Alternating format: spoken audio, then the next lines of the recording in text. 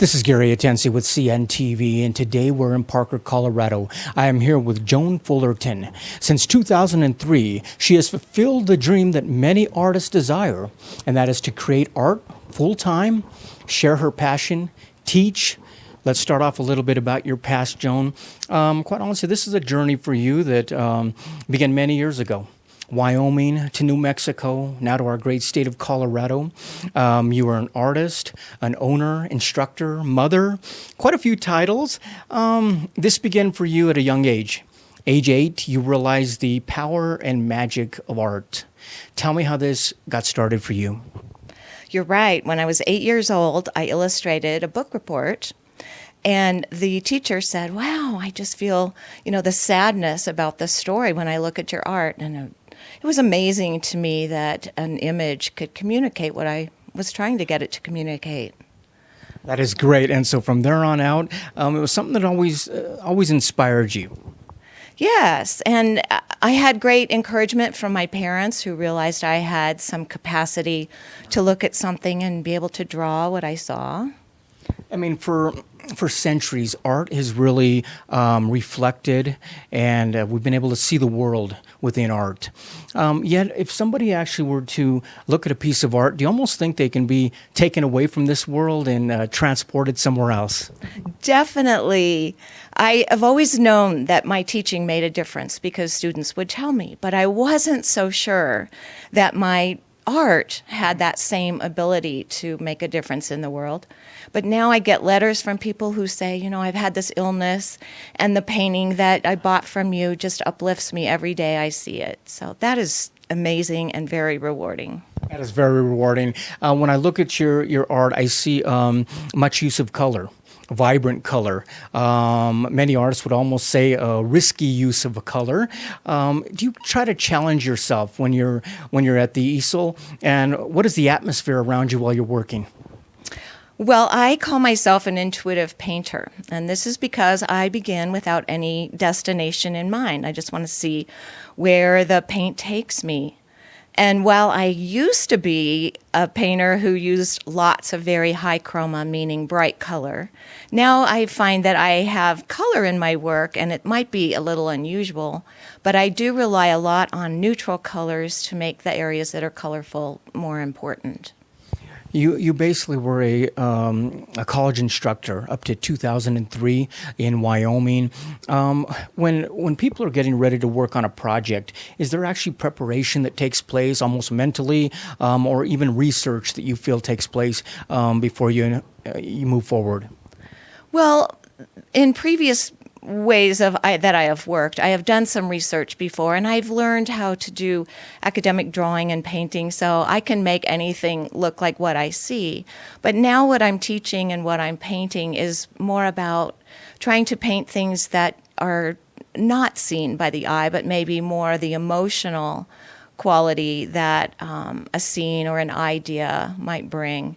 And a lot of my research actually comes after I've made the art. So not so much prep after. I look into the art for a story, for something meaningful, and then oftentimes it'll be like a revelation. Wow. I'll be like, oh, that's what that painting is about.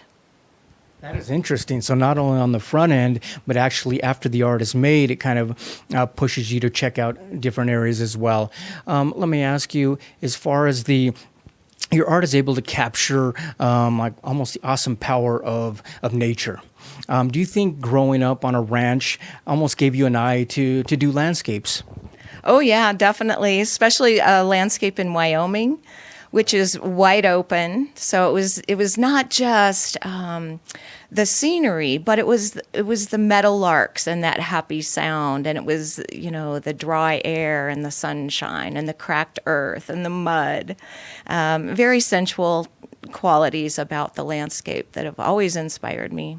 I mean, abstract art can be very bold, yet at the same time, things you're talking about are almost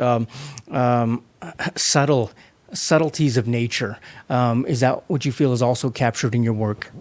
Oh yeah, it's the subtle stuff that motivates me. It's like looking beneath the surface, looking into the metaphor that might be involved in a landscape. You know, what does wind stand for? What are those raindrops on the windshield? You know, what might that be? Is that akin to a teardrop? You know, water meaning emotion. You have studied under some pretty well-known artists as well. Is watercolor one of the favorite mediums, or are there different mediums that you seem to use? I started with watercolor, and I did study with many very prominent watercolorists and perfected that, you know, pretty well. I was satisfied with how I could paint. But then I lost interest in it, and when I got a graduate degree, that was more in oil. I did very, very large canvases in oil. And then I became very sensitive to the toxins in oil paint, and now I rely on acrylic almost exclusively. It'll do things that watercolor paint can do, but it also can act more opaquely and with impasto qualities like oil painting. So that was interesting. So it began as watercolors, you went into oils, and then like you say, now more of the acrylics. Let me ask you this: as a viewer stands in front of one of your pieces, what do you hope that they experience? Well, I don't really hope that they'll get the same thing that I get. I just hope that they will have a reaction, and hopefully a positive one. I would not like to think maybe that my art provoked uneasiness or anger, although, you know, that's a possibility. And maybe not. Maybe it's not bad. It's a reaction. Like you say, basically, that's the beautiful thing about art, is that it really it creates something in each one of us rather unique. I mean, one person can take a look at this and get one thing, someone else something different. Is that kind of exciting for you to hear some of the stories, though, that people talk about when they experience your art? Sure, that's a lot of fun. And then, you know, as we say in the art selling business, that the viewer is always right. You know, it's like someone will say, well, I just love that creek. That looks like that one that's outside of Laramie, right? And I'm like, yes. You yourself, you have been taught by, like I say, many pretty much great artists. You've learned underneath them. Now you go on and you teach others. Is the teaching of others, is that something is almost as rewarding as the art itself? Oh my gosh, I am loving teaching so much. The response I'm getting from students just uplifts me, and we're building a community that's playful and like-minded, and just this encouragement I'm able to give them. I just feel like I'm doing the right thing. That is wonderful. Some of the workshops that you're able to provide here, what do you touch on? What are some of the topics that are a favorite of yourself as well as your students? Well, in addition to some technical issues and my approach to provoking images out of just abstraction, there are other things that artists encounter, like insecurities and procrastination and fear and, you know, stuff like that. And so I think I have tools that helps them address not only the creation of the painting, but how to get inspired and stay inspired. That is great. Viewers, take a look at the bottom of the screen right there. What you're going to see is her website. Obviously, on the website, you're going to see some great art there. But you can also take a look at the schedule of workshops that she is able to provide. Check her out on Facebook, like it there. She's going to pretty much share with what's fresh off of the easel, and also let you know of what workshops are available out there as well. Joan, you have been able to really share your experience, your knowledge with people here locally and internationally. Due to the fact of technology, you can now share with people anytime they want. Share with me how online is something that you're kind of moving into. Well, I've had requests for online classes for several years now, and I finally put together some videos, and I'm going to have those available in an online course in January. And I'm so excited because this is going to be an opportunity for me to reach many more people. And they won't have to actually attend a workshop physically. They can do this class at their own time and pace, and it will be available to them once they pay for it, and they will have access to it for at least a year. Not only in your art, but basically in life, you continue to challenge yourself. Was it kind of fun putting together an online class? I mean, trying to connect with a camera instead of connecting with a student. Well, I have great respect for people who work behind the camera now because it's not so easy to just talk to a camera. But I think I was pretty good at it given the fact I had such a wonderful company doing the producing of it. I used Joe and Alyssa through Blueprint Productions, and they made me feel like a star, and they're very professional. Wonderful. Basically, to you, you've said that art is many things. There's a lot of different things rolled into one, a lot of energy. You said it's messy, exciting, challenging. But for you, it really boils down to total immersion. Do you feel that when people almost stand in front of one of your pieces, the energy that you put into it is almost reflected back to them?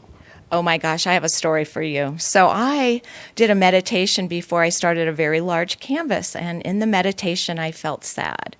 And so I asked myself, well, what is this sadness? And what came to me was I was missing my home in Taos, New Mexico. I'd moved a year or two previous.